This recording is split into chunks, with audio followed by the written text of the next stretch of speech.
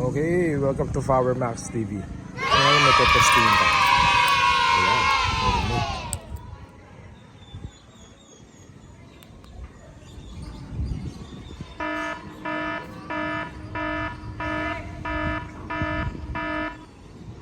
Bumubukas kusa.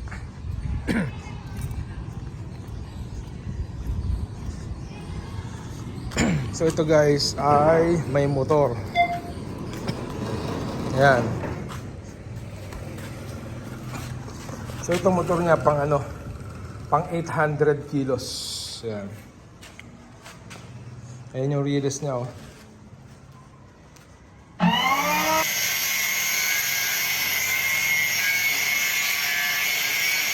And for today's video, ang pag-uusapan natin ay tungkol sa gate. Biglang naging gate ang usapan natin, mga guys. Ayan. So ituturo ko lang sa inyo, pagka bumili kayo sa online, mas makakamura kasi kayo. Minsan kaysa magpa-install kayo sa sa mga nag-i-install sa Facebook, ganyan.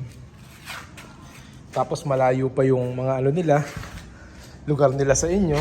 Sisingilin pa kayo ng mga travel fee. Ayan. So yan guys, yung tinatawag natin, parang magnet yan yung sensor. Diyan ihinto yung pinakamotor. Ayan. So mura lang sa online to. Ayan, para may idea kayo, ganyan nila kinabit. Oh. Oh. Yan, may dugtungan. Tapos, ayan. Oops. So dalawa lang naman yung wire niyan.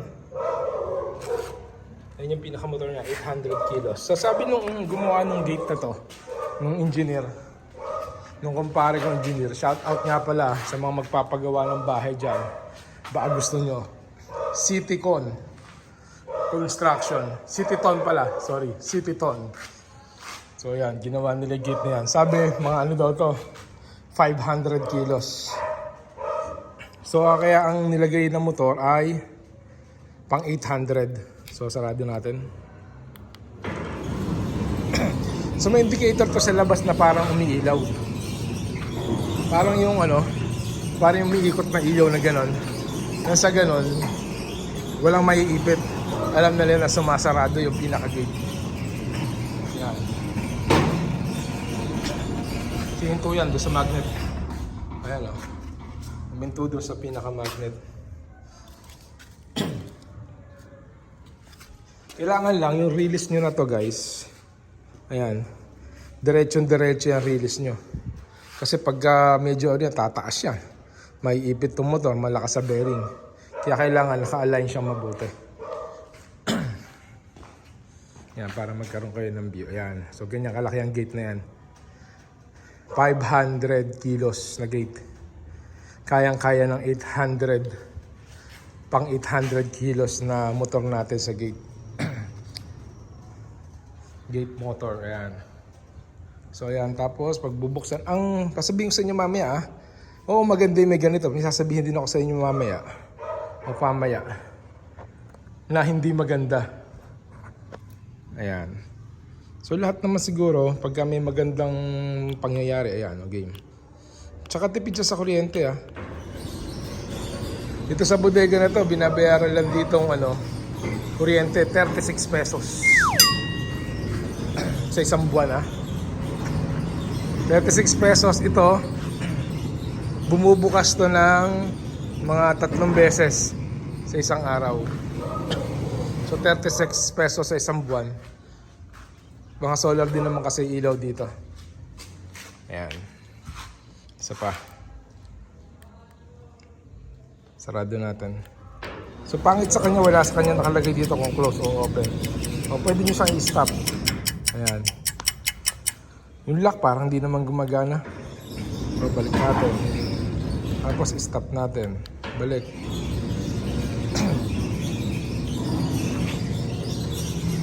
Yan, sa gusto magkabit guys, ayan, ganyan ang gagawin nyo.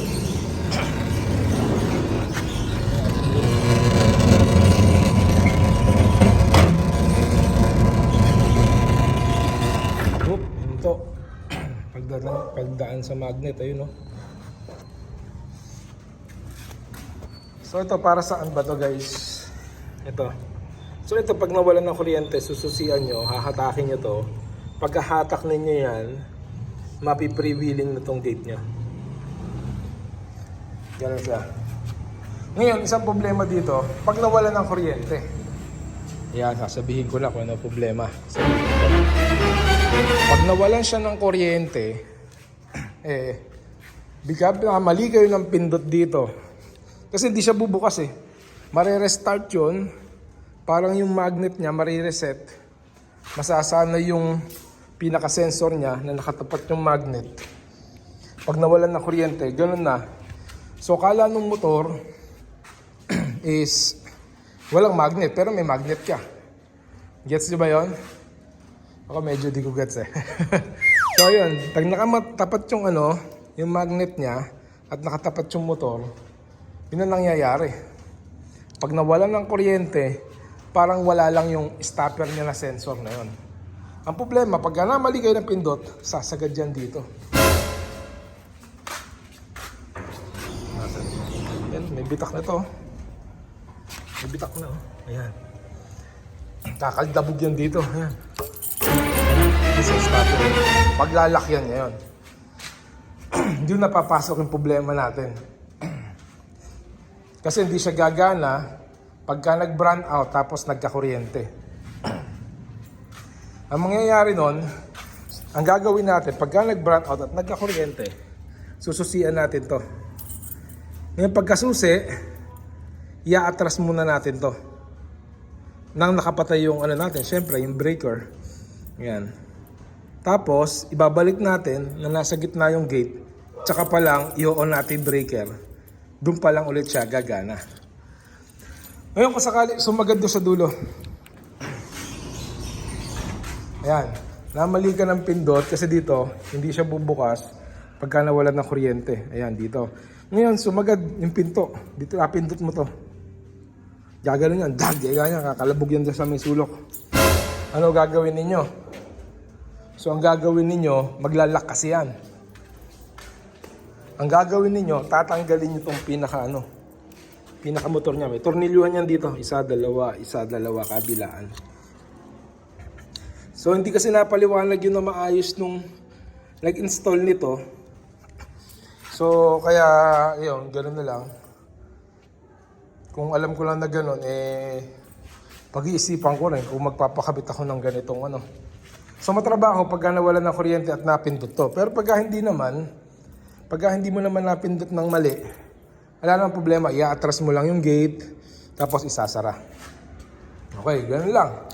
So, ngayon, pagka nag-lock, humaldabog doon, walang kuryente, napindot mo yung kabila, sumagad doon sa dulo, tatanggalin mo itong pinakamotor, tapos ihugutin mo, kasususian mo, at pagka nawala na yung yung granahe doon sa pinaka-release niya, may atras mo na, mawawala na yung pagkalak ng gear, tapos sususian mo doon, dadali mo ulit sa gitna, kasi tutornilyuhan mo na naman.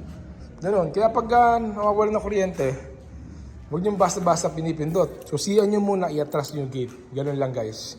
So yan yung mga nabibili sa online na mga gate motor. So ganon ang diskarte guys. Yan, tingnan natin. Pero ito guys, pina-install ko to. So nag-labor lang tayo dun sa sa gumagawa. Yan. Pero convenient na convenient, di ba? Pagka nakasasakyan ka, di ba nakakasosyal? Tapos umuulan, isara mo. Isara mo Paul yung gate. Di ba? Gano'n mo laki-laki ng gate na yung tutulak mo yan. Nagagastos lang naman dito ang kuryente, 36 pesos. So sa hindi naniniwala na 36 pesos yung binabayarang kuryente dito, mag-comment down below kayo. Papakita ko sa inyo yung resibo ng binabayaran sa kuryente dito. So yun lamang guys. Thank you for watching Power Max TV. So kung meron kayong tanong, comment down below at sikapin nating masagot ang inyong mga tanong. Thank you and God bless everyone.